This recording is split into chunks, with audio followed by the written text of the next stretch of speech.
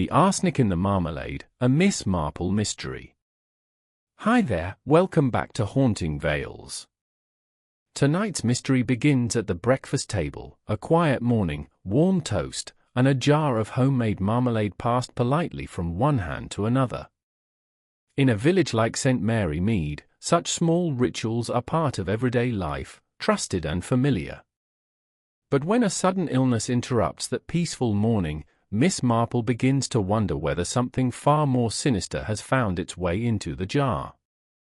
The marmalade was prepared with care, shared among friends, and served without suspicion, yet someone clearly knew more about its contents than they should have. As Miss Marple quietly observes the uneasy smiles and hurried explanations, she realizes that the truth may be hidden within the simplest of habits, and that sometimes a deadly plan can be disguised inside the most innocent breakfast. Because in St. Mary Mead, even the sweetest marmalade can carry a bitter secret. Before we uncover who stirred arsenic into the marmalade, don't forget to subscribe for more haunting Miss Marple mysteries on Haunting Vales. Chapter 1: The Arsenic in the Marmalade. In the quiet village of St. Mary Mead, mornings rarely carried surprises. The narrow lanes filled slowly with the sounds of daily life. Shopkeepers lifted their shutters, the church bell rang calmly, and neighbors greeted each other with the comfortable familiarity that comes from years of living side by side. Arthur Hawthorne had followed the same morning routine for nearly 3 decades. As the owner of the village grocery shop, he was known as a hard-working and confident man. Some considered him a little stubborn, but no one doubted that he had built a successful life through discipline and careful business. On the morning that would change everything, Arthur sat at the kitchen table of his tidy brick home with a newspaper in one hand and a cup of tea beside him. Across the table sat his niece Clara, who had moved in several months earlier after leaving her job in London. Clara was quiet and polite, often speaking only when spoken to. Mrs. Eleanor Hawthorne moved gently around the kitchen, placing fresh toast onto the table. The kitchen smelled warm and pleasant, filled with the scent of tea and oranges. At the center of the table stood a jar of marmalade. Eleanor had made it herself only a few days earlier. Every autumn she prepared several jars, carefully boiling oranges and sugar until the mixture became thick and golden. Many villagers believed her marmalade was the best in St. Mary Mead. Arthur reached forward with a satisfied smile. "Ah, the new marmalade," he said. "I have been waiting for this." He opened the jar and spread a thick layer across a slice of toast. The marmalade shone in the morning light, bright and inviting. Clara watched with a small smile. "You always say Aunt Eleanor should sell it in the shop," she said. Arthur chuckled. "I still think she should." He lifted the toast and took a large bite. For a few seconds nothing seemed unusual. Arthur chewed slowly while reading the newspaper. The quiet comfort of the morning continued. Then he frowned. His hand paused halfway to the table. Eleanor noticed at once. "Arthur." He coughed suddenly. At first it sounded ordinary, but the cough grew sharper. His breathing became uneven, as if the air itself had turned against him. Clara looked up quickly. "Uncle Arthur?" Arthur pushed his chair back with a harsh scraping sound. His face had become pale, and his hand gripped the edge of the table. Another violent cough shook his body. The toast fell from his hand. Eleanor stepped toward him in alarm. "What is wrong?" Arthur tried to answer, but the words would not come. His breathing grew desperate and uneven. Then, without warning, he collapsed. The chair crashed to the floor. Eleanor cried out in panic as Clara rushed to Arthur's side. Within minutes a neighbor was sent to fetch Dr. Simmons, but by the time the doctor arrived the terrible truth was already clear. Arthur Hawthorne was dead. Dr. Simmons examined the breakfast table carefully. His eyes moved slowly across the plates, the toast rack, and finally the jar of marmalade sitting quietly in the center. "What did Mr. Hawthorne eat this morning?" he asked. "Toast," Eleanor said weakly. "With marmalade." The doctor studied the jar thoughtfully. "I believe," he said slowly, "that this may be a case of poisoning."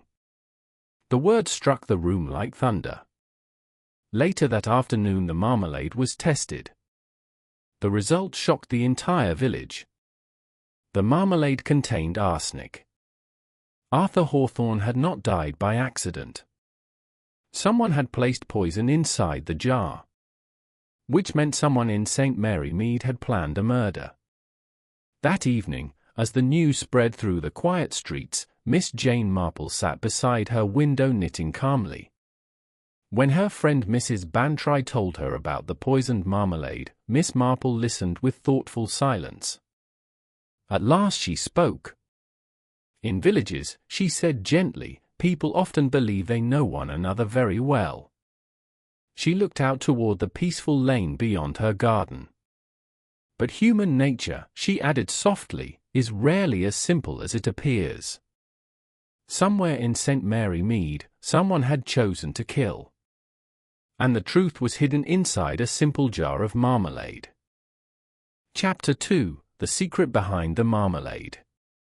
The news of Arthur Hawthorne's death spread through St. Mary Mead faster than anyone expected. In a village where even a misplaced letter could become a topic of discussion, the idea of murder was almost unbelievable. Yet the doctor's report had been clear. Arsenic had been found in the marmalade jar.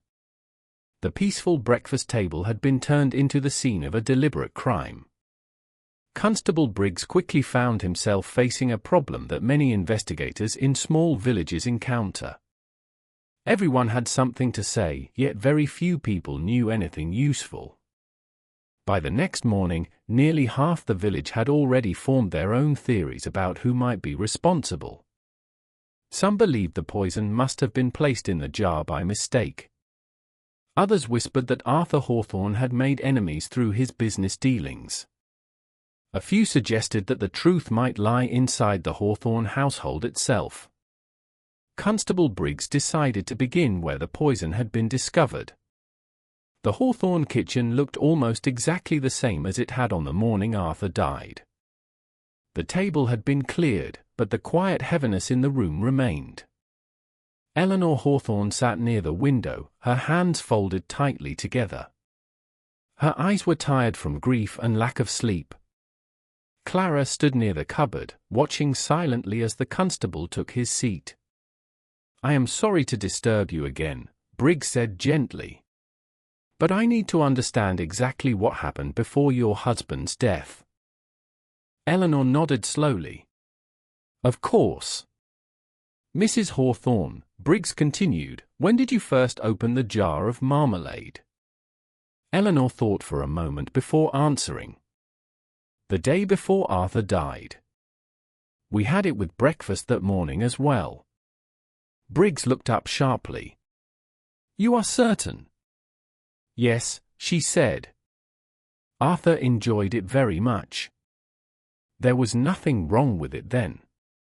Clara nodded in agreement. "That is true. I remember it clearly." The constable leaned back in his chair. That detail was important. If the marmalade had been safe the day before, then the arsenic must have been added sometime later. Which meant someone had entered the kitchen after the jar had already been opened. "Did anyone visit the house that evening?" Briggs asked. Eleanor hesitated slightly. "Yes. Mr. Harold Denton came by." The name immediately caught the constable's attention. Harold Denton had once been Arthur Hawthorne's business partner before the two men had ended their partnership under unpleasant circumstances several years earlier.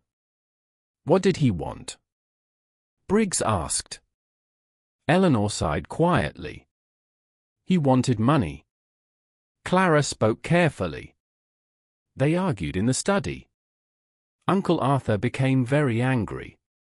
How serious was the argument? Briggs asked. Very serious, Clara replied. Uncle Arthur told him to leave and never return. Constable Briggs made a note in his small notebook. A financial dispute could easily become a motive for something darker. Did Mr. Denton go into the kitchen at any time? Briggs asked. No, Eleanor said. They remained in the study. Clara hesitated before adding something else. However, I remember hearing someone in the kitchen later that night. Both Eleanor and the constable turned toward her. You heard someone? Briggs asked. Clara nodded slowly. I woke during the night and heard a cupboard door close downstairs. I thought it was Aunt Eleanor. Eleanor looked surprised. It was not me, she said quietly. I slept the entire night. A heavy silence filled the room. If someone had been in the kitchen during the night, that moment could have been when the poison was added. Later that afternoon, Constable Briggs went to visit Harold Denton. Denton lived in a small cottage near the edge of the village. When he opened the door and heard why the constable had come, his expression shifted from irritation to genuine shock. Arthur Hawthorne is dead, he said. Yes, Briggs replied. Poisoned. Denton sat down heavily in a chair. Good heavens. You argued with him last night, Briggs continued calmly. Denton nodded. That is true. But I did not kill him. What was the argument about? Money, Denton admitted. When we ended our partnership years ago, Arthur promised to repay my share of the business profits. Recently I discovered that the shop earned far more than he admitted. So you demanded payment? Yes. But that does not make me a murderer. Briggs studied him carefully, but there was no clear sign that Denton was lying. What time did you leave the Hawthorne house? Briggs asked. Around 8 o'clock, Denton replied. And I did not return. The constable left the cottage with more questions than answers. That evening he visited Miss Marple.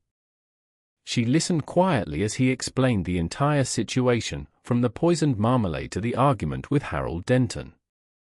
When he finished speaking, Miss Marple set down her knitting and looked thoughtful. My dear constable, she said gently, poison is a very curious method of murder. Briggs frowned slightly. How so? Because it requires patience, Miss Marple explained. A person must obtain the poison, choose the moment carefully, and ensure that the intended victim will be the one to consume it. She paused before adding another thought. And that usually means the murderer understands the victim's habits very well. Briggs considered this. Someone who knew Arthur Hawthorne's routine. Exactly. Miss Marple folded her hands calmly. Tell me, constable, who placed the marmalade on the breakfast table that morning? Mrs. Hawthorne, Briggs replied. Miss Marple nodded thoughtfully. Interesting. Briggs shifted slightly in his chair. You believe Eleanor Hawthorne might be responsible? Miss Marple smiled faintly. I believe that motives often hide where we least expect them. She looked out of the window toward the quiet street of St. Mary Mead. In villages, she said softly, people watch one another very closely. But they do not always understand what they see. Somewhere among the small routines of the Hawthorne household, a plan had been carefully carried out. The arsenic had been placed in the marmalade for a reason. And Miss Marple suspected that the truth was slowly beginning to reveal itself. Chapter 3: The Truth in the Marmalade. The mystery of Arthur Hawthorne's death weighed heavily over St. Mary Mead. What had begun as a quiet breakfast had become the most disturbing event the village had seen in years. The knowledge that someone had deliberately placed arsenic in a jar of marmalade made every ordinary routine suddenly feel uncertain. Constable Briggs continued his investigation, but the deeper he looked, the stranger the situation seemed. The poison had clearly been added after the jar was opened the previous day. That meant someone had entered the kitchen during the night. Yet only a few people had access to the house. Arthur Hawthorne was dead. Eleanor Hawthorne had been in her bedroom all night.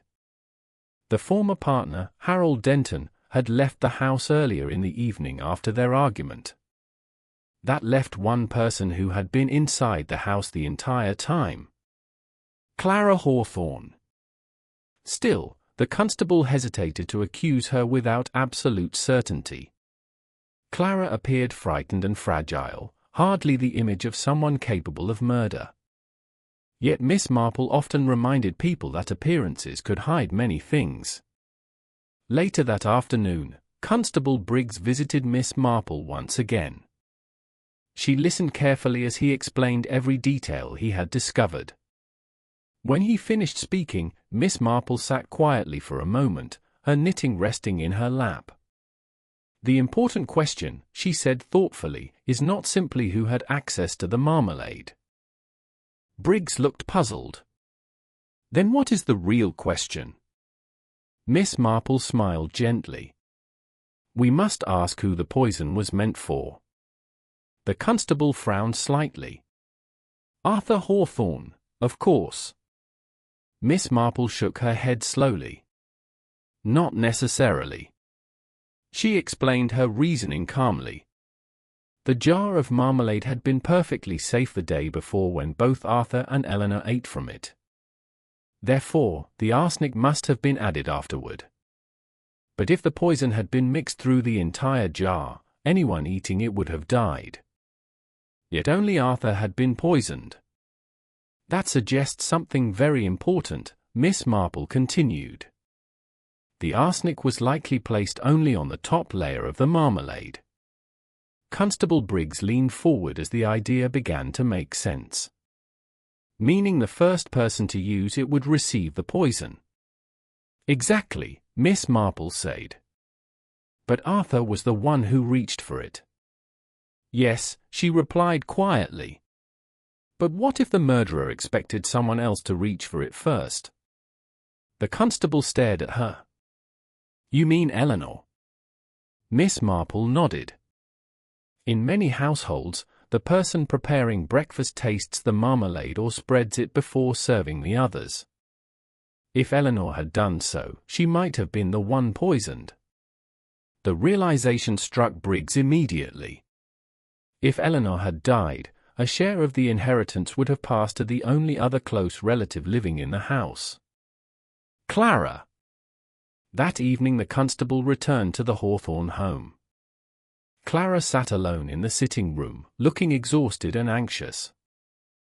When Briggs began explaining what Miss Marple had discovered, Clara's calm expression slowly disappeared. Her hands trembled, and she struggled to meet his eyes. "You believed your aunt would prepare breakfast first," Briggs said quietly. "You placed arsenic on the top of the marmalade so that she would eat it. But Arthur surprised you by helping himself before she could serve the table." Clara's face became pale as the truth closed around her. Tears filled her eyes. "I never meant to kill him," she whispered weakly. Her voice trembled as she spoke. "I only thought that if Aunt Eleanor died, the inheritance would come to me. I had nothing left. I was desperate to leave this village and begin again."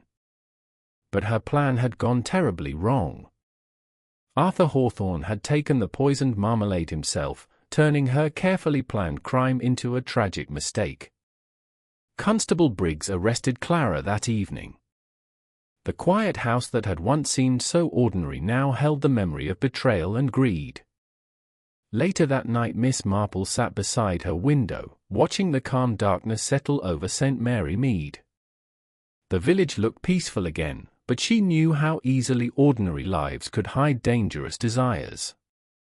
When Mrs. Bantry visited and asked how the mystery had been solved, Miss Marple answered with a gentle smile. "The marmalade itself told the story," she said. Mrs. Bantry looked confused. How could marmalade reveal a murderer? Miss Marple folded her knitting carefully. Because people rarely change their habits. Once we understand those habits, the truth becomes much easier to see. Outside, the quiet village slowly returned to its familiar rhythm. But the strange story of the poisoned marmalade would remain in people's memories for a long time.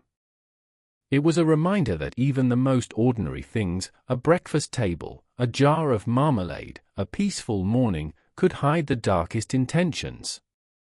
And if you enjoyed uncovering this mystery, be sure to like the video, subscribe to the channel, and share this story with other lovers of classic detective tales. There are always more mysteries waiting to be solved.